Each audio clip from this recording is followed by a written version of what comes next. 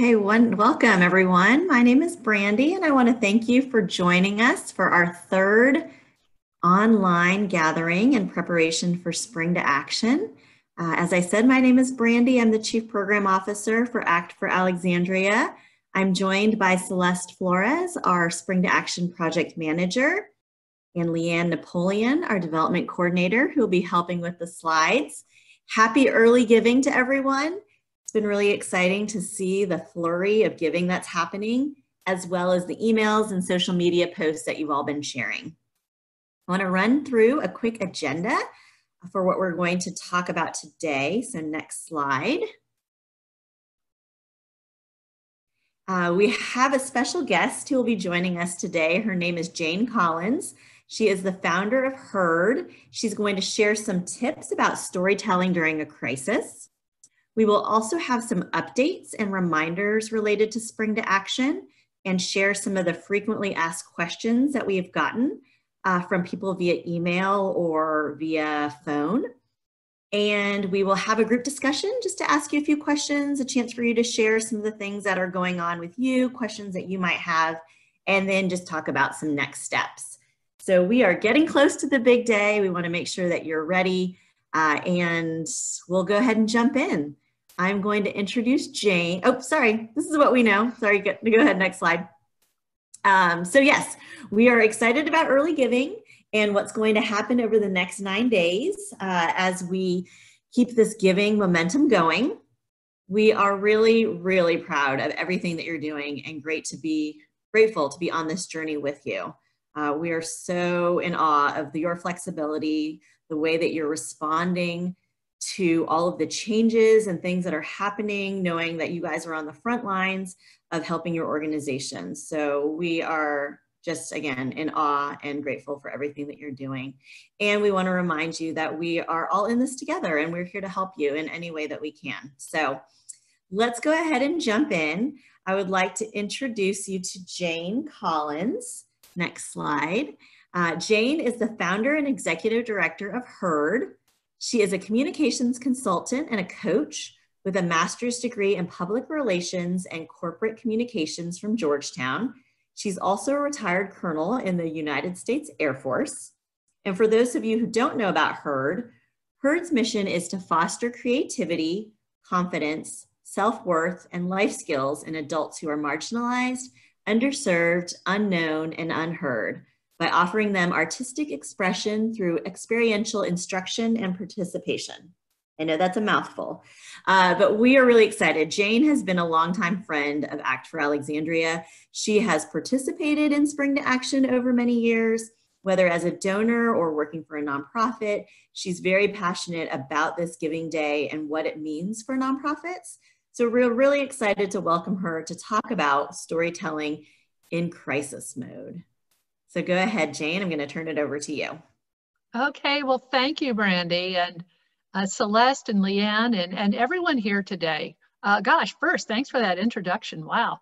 And secondly, thank you to the nonprofits, because I know your mission has been ramped up in tandem with this virus. And my hope for you through this presentation is to give you as many tools as possible so you can be absolutely crazy successful, because you need it and you're on the front lines, and thank you for what you're doing. It is tough out there. Next slide. So a little bit about the landscape. You have about 8 seconds to get somebody's attention. And that's why, coincidentally, when you see sound bites on TV, they're about 8 seconds long. People's attention spans are just getting shorter. And all of us are hit up about 4,000 times a day to get your attention. It could be emails, texts, conversations, signs, books, television, but that's a lot to get through, and it takes about 7 times on average to get someone's attention. Now, with all that said, that sounds a little depressing, but once you do get a loyal customer, donor, follower, they tend to repeat and they tend to give more often. So next slide, please. I want to tell you again 4 tips for how to tell your story in this crisis to cut through all that clutter. Tip 1 is to establish your best achievable outcome. That's your BAO. before you begin, or in other words, begin with your end in mind. So establish upfront, which you all have, how much money you want to raise. What is the most reasonable, highest amount of dollars you can raise? And be specific. I know right now you want to say as much as possible, but people will be more motivated to give if they have concrete numbers in front of them. That works for fundraising, for new donors, for new followers. And people will also tend to give more if you give them a specific amount to give. For example, when you see the picture on the right, that actually came to me a couple of days ago. And before I opened it, I thought, I'll give them $50. Well, sure enough, they were smart enough to put a little circle around the 100 and say this would really help. And I had a little dilemma back and forth. Should I give? Okay, I gave them $100. I gave them $100 because they asked me to, and because I know how good their work is, and I knew $100 would help them. So if you, again, are specific in how much you want to raise and let people know, how much you want them to give, let them know, you will accelerate your chances of getting what you want. Next slide. The second tip in telling your story in a crisis, make sure you connect your mission with your donors. It says values, actually interest is probably a better word. If you don't know what your donors' interests are, just think about conversations, emails, polls, surveys that you've had with your consistent donors or your highest giving donors. What was it that drew them to your nonprofit? As the diagram says, let's say you're an animal rescue. If you find somebody who has a couple of foster dogs, you have that shared love of animals, that person will probably want to support you and feel good about supporting you. So let's talk about the coronavirus now. All of us are concerned about this. We're concerned about our own health and safety, everyone's health and safety. We're concerned about healthcare workers. We're concerned about small business closing, and what about those people, and the climate, and there's just any number of things we're concerned about. So if you can tie what you're doing to the virus, you increase your chances of getting support. Now, I'm going to give you 6 different approaches. There's not a slide on this, but I'm going to create a slide, send it to Brandy, so when she sends this slide deck out, it will be included. So here's 6 different ways that you can approach tying your mission to our concern with the virus. Number 1, talk about what you're doing differently. You can say, we are now telecommuting to keep everybody safe, and you can help us by. Number 2, talk about how you've changed your services. Here's how we've expanded our services to support our needy families in Alexandria. Number 3, show that you're going to stay on course no matter what. As an example, we are committed to helping our city's immigrants find better jobs, even during this crisis. Number 4, emphasize your value. For example, kids need to read. Can you help us encourage that now with all these kids at home? Number 4, talk about how you're helping. We've donated 1,000 latex gloves to local healthcare workers, and we would love to have you help us during this critical time. Number 5, acknowledge your role. And that means maybe you have a mission that isn't critical right now to fighting the virus, but you want to be there and support anyway. So maybe something like, we know this is a crisis and we know we're going to get through this together. And when that day comes, we want to be ready to uplift Alexandria's spirit. Okay, next slide. Also, when telling your story in a crisis, as you learned at the seminar last week, videos and photos also enhance a written story and make it much more powerful. 2 things on that. Real people means if you can, use people that you support as part of your mission. Now, of course, if you're working with domestic violence survivors, if children who've had to be taken from their families, of course, you would not use those people. But if you can use somebody, get their permission, make sure that they know that they've signed a consent form, a media release saying that you're taking their picture and this is what it can be used for. And statistically, you are going to get a stronger response, more funding, more notice if you focus your picture on 1 person. That's more powerful than 2 or 200, 2,000. This picture is taken during one of our Herd visual arts classes. This person signed a media release, and that I think is a very powerful picture, as it would be it's more powerful than showing maybe 4 or 5 people showing their finished product. And next slide, please. Last, show, don't tell.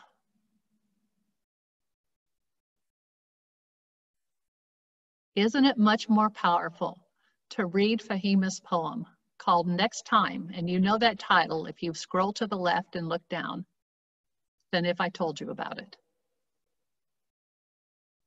So next slide. So in summary, establish your best achievable outcome and be as specific as you can in how much you want to raise, how much you'd like people to give, and communicate that with the people that are going to be part of this with you. Number 2, connect your mission to your donor interest, especially in context of the virus, if you can. Number 3, be authentic with stories and photos with permission. Number 4, showing is more powerful than telling. Next slide. And I want to help you as well. Again, I've been part of you. So I can offer, if you can text or email me with some times you're available, I would be happy to offer an hour, pro bono hour of any kind of consultation and communications or coaching between this afternoon and next Friday at 5 p.m. And with that, next slide. I'm happy to take your questions. Thank you, Brandy. Thank you, everybody. Best of luck to you. I hope you raise as much money as you can. Thank you, Donna. That was awesome. Jane, thank you so much for sharing that. It was so clear, so easy, and I feel so encouraged. Good. Different ways that we can start changing the way that we talk about our campaign.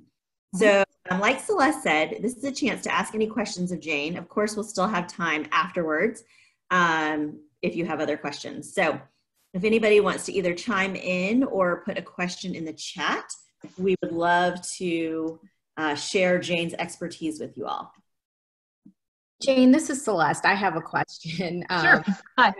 And since I can unmute myself, I would love, we have probably a number of nonprofits who've reached out to us over the course of these calls who have expressed how do they get their message out when they are an organization that may not be seen as frontline organization, an organization that might not be providing immediate services, but they are so vital to this community and the vibrancy of this community. But how during this time, especially during a giving day, might they position their messaging to demonstrate their needs and anything on that?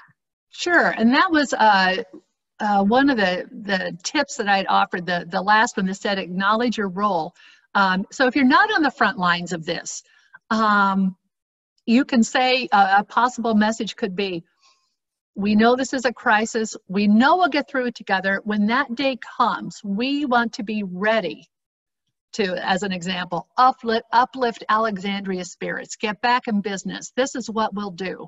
Would you consider, please consider a gift to us now. So when this crisis is past us, we can continue on with whatever it happens to be.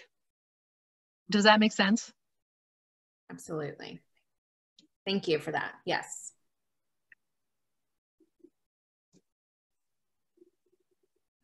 And that's a tough one.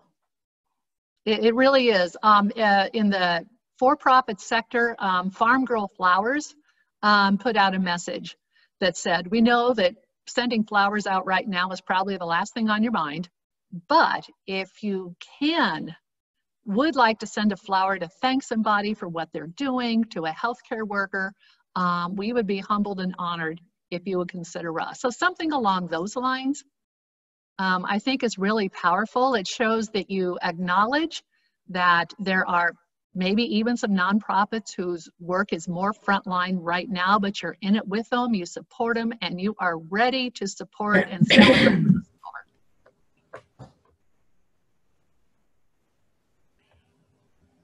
So can you hear me, Jane? Is that Joan? So my question is, what's the best way to get this message out that you're talking about, which I think is very valuable because frankly, I've been paralyzed by this whole dilemma of how to present what we do, which is of course important to the community, but is not a life-saving effort in this moment when people are so desperate. Right. So would you make a video and talk about it, or would you write it as part of your description on your page? I mean, I've been looking at people's pages and they're pretty much the descriptions that they've always had. Is that, and I'm also late to coming to all these seminars, so this might have been something you've already talked about, but if you could perhaps share some of your wisdom and expertise in how best to get this message out, it would be appreciated. And commonality, because I'm an arts organization too, right? Again, videos and photos I think are powerful. If you have, I think maybe when you send your messages out, I think just going back to, we are ready to support. We are ready to uplift Alexandria's spirits. We are ready to help the people that we serve.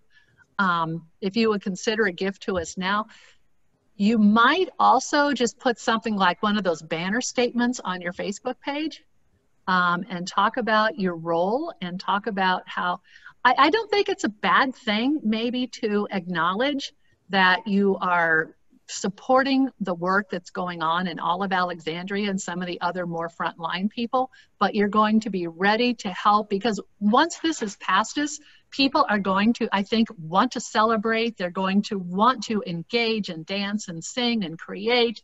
And you want to be prepared for that because you want all our community to celebrate together. But yeah, I think a short video, I think a photo, all of that is always more powerful when you, in addition to your text. Okay, great, thank you. Well, I mean, I'm just going to toss one other thing in. Sure. Not to dominate the questions, No. but of course, if you are, which we are, a music organization and our members are not on the front lines of helping so much as on the front lines of needing help because they totally lost their income. But I'm not comfortable making an appeal to help my musicians pay their rent, which is basically what I'm trying to do by coming up with some alternative ways of providing work for them, because the traditional ways have all been canceled. So that's a tricky thing. I'm trying to figure it out. I think it's a great message, actually, because, you know, there's been different funds set up, even in Alexandria, to help restaurant workers, to help retail people. Why not artists? Why not? And you know how I feel about making sure artists are paid. That's the genesis of my nonprofit. Absolutely. Say, you know, these people, they're artists. They bring joy and creativity and visibility and light to the world. We can't work right now. And we would love your support so we can continue to pay the rent. You know, there's other nonprofits out there whose mission is to help the low income, the elderly, the disabled pay their rent. Why not artists? Why not you? Your population has been affected in their ability to earn a living, just like so many other people. I think that's a wonderful message to send out. It's clear, it's authentic. This is what your biggest crisis is right now. Your artists are in crisis if they can't pay their rent. I think it's a perfectly acceptable message. Any other thoughts on that? This is Celeste again. I 100% agree. I think in this time, in the messaging of authenticity, and clear and being honest, and really, really honest about what people are facing. These are people's livelihoods, and I think you know, that is a perfectly good message to be putting out there. And I think just having people understand, like, what will it be like without that music? What will it be like without that arts program? What will life be like? And I think that is a compelling, very compelling, making it really personal and about people is definitely something to be talking about right now. And Joan, I lost my thought. Yeah, in fact, before you brought that up, you know, that never occurred to me, that your artists, your dancers were depending on the work through Quintango to make a living. That never occurred to me. And now that you've brought it up, it's like, oh my God, of course, they need to pay the rent too. So it absolutely, and as Celeste said, that is your authentic crisis. That is your authentic concern right now. Put it out there. Put it out there. You don't know who's listening out there who has a mother or a father who is a dancer or a singer or an artist who grew up in a family that struggled because the income came from the arts. So put it out there, and good luck. That's true. And also we're organizing a program to offer online lessons for kids that are stuck at home. So we can also bring that in. That's a kind of ongoing program that we're developing that actually has strong legs for use after this crisis is over, with kids that are stuck at home because their parents have 3 jobs and they can't get to all these activities that we organize. So. And absolutely, and that goes to the approach of what are you doing differently? Well, you're offering online classes to unite families because everyone gets a little antsy stuck in the house together. So you're offering that. It gives the parents some relief. There's a lot of good that you're doing. Yeah. Okay, well, maybe I'll get unstuck. Thank you. I'll be calling you, Jane, for a, okay, please for a do. little session this week. I need it. Happy to talk to you. Okay. There is a message from Donna James. I'm just going to read through it. Can everybody see this message or just me? Everybody can see it. Okay, let me read it.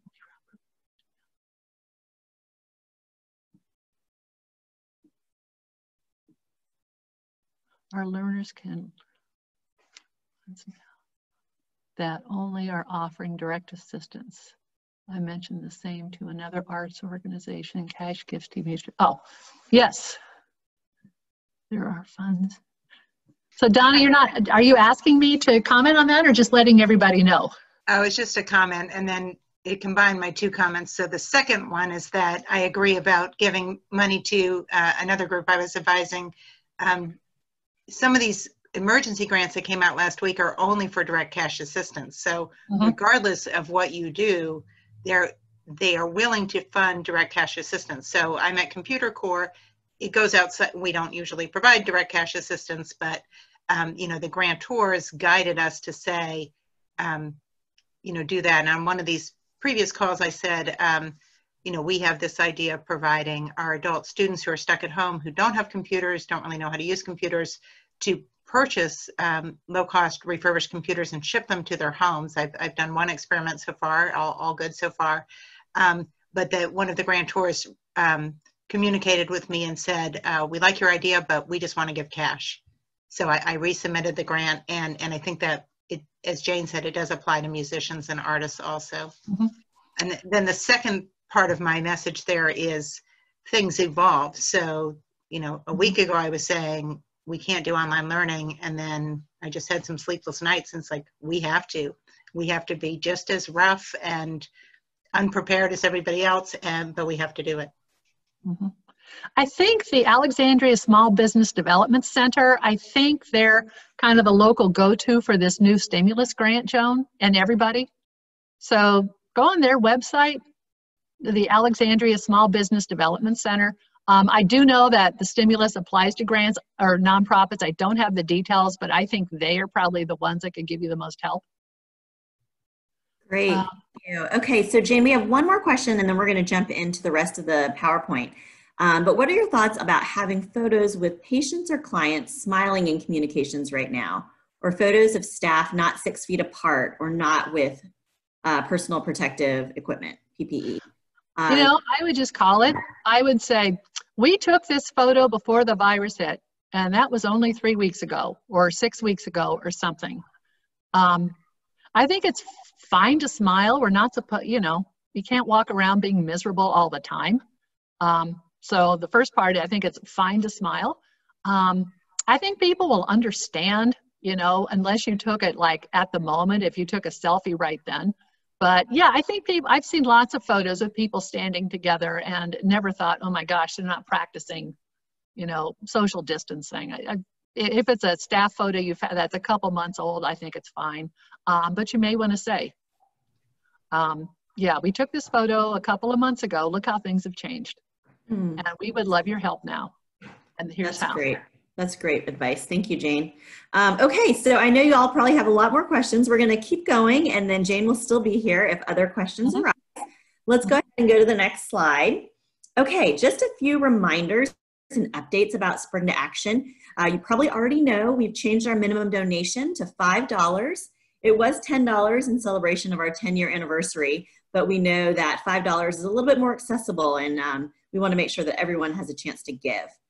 We do have some new language around this pandemic and a sense of urgency in the toolkit. So we'll also add the tips that Jane shared with us, and you'll have a copy of this PowerPoint as well as a recording so that you can go back to it for referring. We also have some new downloadable graphics on the site. So you want to take a look, if you go to the pull down menu, there's something called graphics, and you can pull logos, you can pull pictures, a bunch of different things. So take a look at that. We do have a new page. It's called Businesses Give Back, that highlight what businesses are doing as they promote Spring to Action. So this can be something like Elizabeth's Counter, the former Sugar Shack, giving a free donut to anybody who makes a donation, starting from early giving to April 15th. And we know that some people are not going to go get their free donut now because of our social distancing and the stay-at-home orders, and they will honor this even after Spring to Action. So all you have to do is show proof of donation. We have an example of Mia's Italian Kitchen is doing special Spring to Action pizzas on the day of, and then $2 from every pizza is going back to Spring to Action. So if you know of any businesses that are doing a promotion, we would love to make sure that they're featured, whether they're doing a promotion for you or just in general. We want to make sure that they're on the list. This is where we're going to be sending donors as well as press. And this is honestly where we're going to be shopping and eating the day of. So we encourage you to do the same and make sure those are posted. As in last year, we are doing our business fundraisers. We have 9 companies that are participating in getting the word out to their stakeholders, whether that's their own employees or whether it's their customers. So the different groups that are participating are ALX Community, Burke and Herbert Bank, City of Alexandria, McInerney, Penny Post, Red Barn Mercantile, the Patterson Group, the Seward Group, and Transurban. So you can take a look at the business fundraisers page and see the different groups that are participating. Again, they're actively raising awareness among their stakeholders to get more money into the community. So we're excited about that. We also have early giving prizes, which are sponsored by Burke and Herbert, going on right now. So between April 3rd and April 14th, your organization has the opportunity to win $500 for the group that has the most donors and $500 for the group that has the most dollars raised between that time. We encourage you now to start planning your thank yous and your cultivation plan. We always say Spring to Action is like the first day. Yes, you planned for it. Yes, it's time to give, and you feel a sense of relief when it's over, but then the real work starts when it comes to thanking your donors and making sure that you steward them to be part of your community. And so we also want you to know that the Spring to Action, while the competition, or the day of giving, I should say, is April 15th, and we're focusing all of the attention around that and leading up to it, the site will still be open after April 15th for donors who might end up going on there, who want to support you, for organizations that don't have a regular online page or way for donors to give to them. You can use your page all year round. So just keep that in mind. And of course, we are monitoring the situation and will communicate any additional changes that come up. I feel like we say that every week, and every week we have new things that are happening. So we want to be in contact with you. We send weekly emails. Those usually go out on Wednesdays, and we post things on the Spring to Action Toolkit as well as the site. So if you have any questions, you are always welcome to reach out via email or telephone. So I'm going to pass it over to Celeste for the next slide. Hello, everyone. I hope you are getting everything you need and finding everything on the website. Remember, we are here as a resource. We wanted to cover a couple of FAQs or questions that we're getting about the site as early giving started on Friday, to remind you kind of how the technology works for your profile pages. So these were just some common questions we want to cover with you guys. The totals of what you're raising does not show on the profile until the giving day. Obviously, you can see your donations on the back end, and the goal progress, or the progress on your goal, that bar that you're traditionally used to seeing on your profile, again, also does not show up until April 15th. But you do see current gifts under the bar that says recent donors. So that's how it shows on your profile. And then again, on your back end, you will see where recent donations that have been made during early giving. The gifts that, if you have a match, you also will see the matches being depleted, and that does show again on them matches that are on the right-hand side of your profile. But again, the bar won't show until the day of. The back end, again, is the dashboard that we're talking about that does show all of your donations to date. And if you have any questions on that, let us know. We did want to follow up also on materials. I know that on our last call, we did talk about the possibility of doing a printable, maybe even yard signs. We, just from a safety perspective, and getting the delivery and getting that actually managed from a distribution standpoint just did not make sense and was not possible for our team right now. And so what we're trying to do and encourage through our outlets and on social, and then with you, our nonprofits, is we've made all of the signs printable and on the underneath graphics on the site, on your toolkit. And we will be sharing this with our ambassadors and our business fundraisers to be printing. If people could print out signs and put them in their windows and put them in places that maybe we get some foot traffic, but just working, we even tried reaching out to some of the grocery stores, and they're just inundated, obviously, with response during this time. And so I just wanted to we wanted to close the loop on that we won't be able to do any printed signs at this point and distributing them throughout the community. So we just have those questions, those kind of technical updates as it relates to the profiles. And so we wanted to then go ahead and get into some allow for some group discussion. If there's any other questions you might have, and if you could go to the next slide, Leanne. We have some questions laid out here, but we wanted to make sure that we covered a couple of things with you during this group discussion. And again, this will be in our emails to you all weekly. Well, we're 10 days out, so the next couple of days. One, if you will raise any questions, issues you might be experiencing, we can answer those right now. And then also, I would love for you to also share with us what you might be doing from an online perspective for the day. We'd love to make sure that there is coverage on that. We hope that while we can't meet in person, we hope our online presence is booming with activity. And I know some of you might be doing some live events, or at least just some videos, and we would love to cover that. And so we'll ask for that information, and then anything else that we can do to be helpful. So I'll start with the first question again. Any other questions or issues you might be experiencing right now that we can answer for you? Hi, this is Rebecca with Friends of the Alexandria Mental Health Center. Can you hear me? Yes, we can. Okay, thanks. I have one donor who tried to give on the GiveGab site, and it didn't work for her. We have other donors who have been successful, so it may have been user error. I just am wondering if you've had any other comments like that. I don't believe so, and I'll let Brandy chime in. If we are experiencing really successful early giving, so it might be an issue with her browser, his or her browser.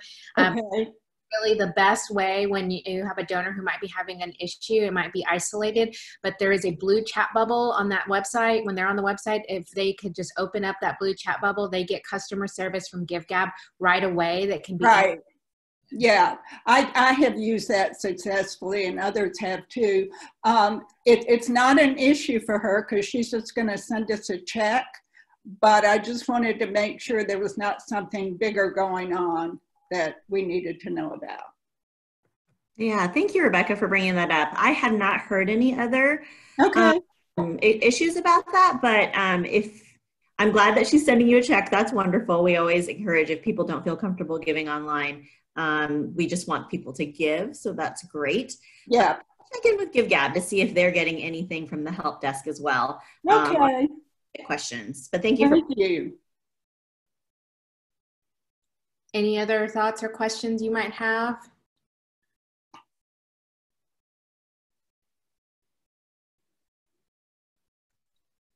All right.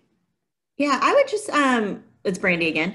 Is anybody doing any like Facebook Live, or how are you using kind of your online tools to get the word out? Whether it's, you're doing social media posts and you're doing are you doing videos? We'd love to hear some ideas because we'd love to help promote those as well.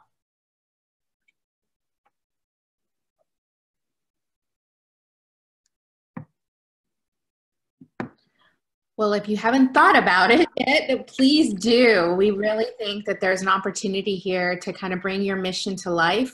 The idea of the day is obviously urgency and critical, and we're talking about our messaging, but we really still want to have an enjoyable day around this. This is celebrating Alexandria and all that you guys do, and so I hope there'll be an opportunity.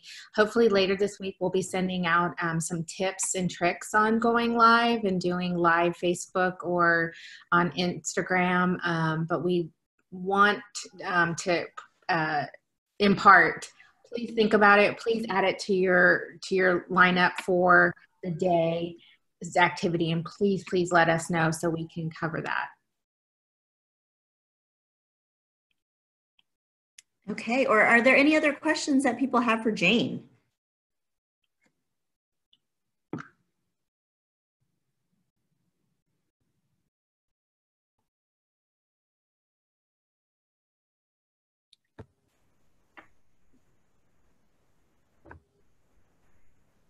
Okay, it looks like Charlene said that they did a YouTube video of their cast doing the Shakespeare Challenge, which they then tied to Spring to Action and released it when their fundraising launched. Oh, that's really exciting. I'm going to go take a look at that and see what that is. Charlene, thank you for sharing that. And Charlene is with Brave Spirits Theater, if anybody else wants to go check out their YouTube video.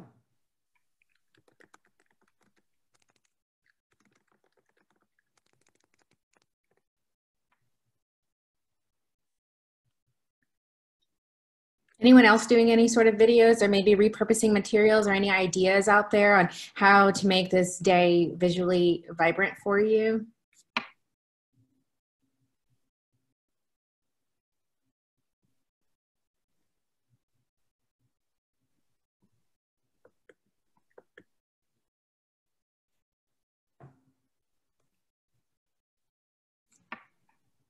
Okay, it looks like Karen is asking a question. Any advice for using LinkedIn to post about the organization you're raising funds for?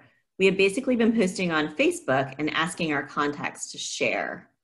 That's great, yes. Definitely wanting to make sure that you ask all of your contacts to share via Facebook.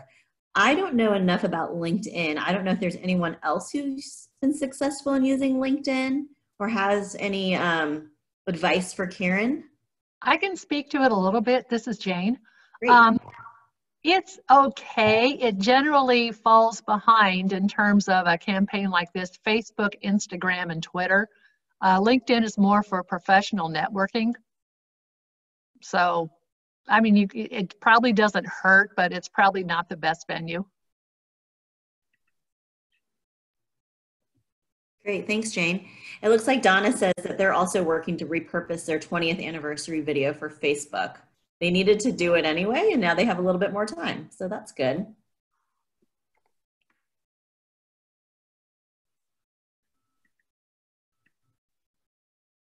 Okay, so I'm going to keep us moving because we just have a few more things to share. Can we get the next slide, Leanne?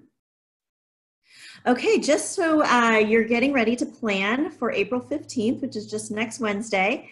We do have one more gathering next Monday, so we hope you'll come back, bring your questions. If there's anything that you want to make sure that we cover, feel free to send us an email or give us a call. We'll make sure that is added to the agenda for next week. It was really wonderful to be able to invite Jane to come, and I hope that you all will take advantage of her generous offer to meet up or meet up online, I should say, and answer any questions that people have and do kind of a little one-on-one assessment. So we also, again, reminder that early giving is happening between April 3rd and April 14th. You know, obviously Spring to Action is April 15th, and then afterwards and beyond, we want to make sure that we're thanking and stewarding our donors. So next slide. Okay, so we kind of just leave you with this, just reminders that we're in this together. We're all learning new things. I'm learning how do we even do Facebook Live? We're having our intern research that, and we'll share those details with you because those are the new things that we're taking advantage of. We're learning new things on Zoom as well. Donors are ready to help, and the time is now. I can tell you that from seeing on the back end donations coming in, we are trending higher than we have at this time last year. So that is really encouraging to see. I think donors are really wanting to support you. And I love the messaging that Jane shared about even if you are not on the front lines or you are on the front lines, you are all contributing to making Alexandria a vibrant and wonderful place. And after this is over, we're all going to need you because we're all going to want to take advantage of all the great things that you do. So I hope that you will take that into consideration as you put together your messages. Know that the community needs you now more than ever, and that we are stronger together. That's one of the beautiful things about Spring to Action is the collective action that we take to show the generosity of our community. So with that, we do the next slide, just leave you with our contact information. So if you have questions, email, call us. We're happy to answer them. And again, we'll be back with you next week, next Monday. And we have our weekly email going out to you on Wednesday. And the slides and the recording of this will be available to you as well. And with that, if there are not any other questions or comments, I'll take a quick look. Sweet Jane saying you're all welcome and she's wishing you all luck. Okay. Thank you, friends. We look forward to connecting again next week.